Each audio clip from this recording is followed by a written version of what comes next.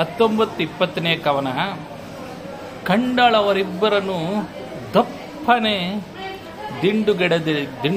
ಗೆಡೆದಳು, ನೆಲಕ್ಕೆ ಬಿದ್ದಳು. ಮೂರ್ಛೆಯಲ್ಲಿ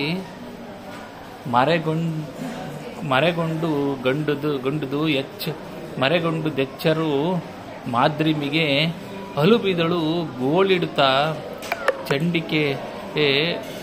ಚಂಡಿಕೆಗಳಲ್ಲಾಡೆ ಹರಿದರು ಪಾಂಡು ನಂದನರೈ ಅವರೀತನ ಕಂಡು ಹಾಯೆಂದು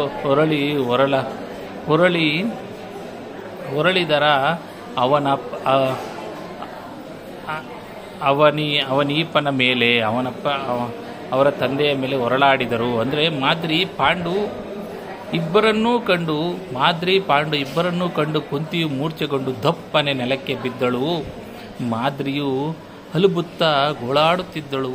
ತಲೆಯ ಚಂಡಿಕೆ ಗೋಳಾಡುತ್ತಿರಲು ಪಾಂಡವರೈವರು ಅಂದರೆ ಮಕ್ಕಳು ಪಾಂಡವರೈವರು ಓಡಿ ಹೋಗಿ ತಂದೆಯನ್ನು ಕಂಡು ಹಾ ಎಂದು ಕೂಗಿಕೊಂಡು ಅವನ ದೇಹದ ಮೇಲೆ ಬಿದ್ದು ಹೊರಳಾಡಿದರು. 20ನೇ ಕವನ. ಬೊಪ್ಪ ಅಂದರೆ ಅಪ್ಪ, ಬೊಪ್ಪ ದೆಸಗ ರಾದೆವು ಅನಾಥರಾದೆವು, ದೆಸಗರಾದೆವು ಆದೆವೈ. ವಿಧಿ ತಪ್ಪಿಸಿತಲ ನಮ್ಮ ಭಾಗ್ಯವ, ನೊಪ್ಪಿಸಿದೆ ನೀನಾರಿಗೆಮ್ಮನ ಪೂರ್ವಕಾಲದಲ್ಲಿ ಮುಪ್ಪಿನಲ್ಲಿ. ನಿನಗೀ ಅವಸ್ಥೆಯ ದೊಪ್ಪುದೆ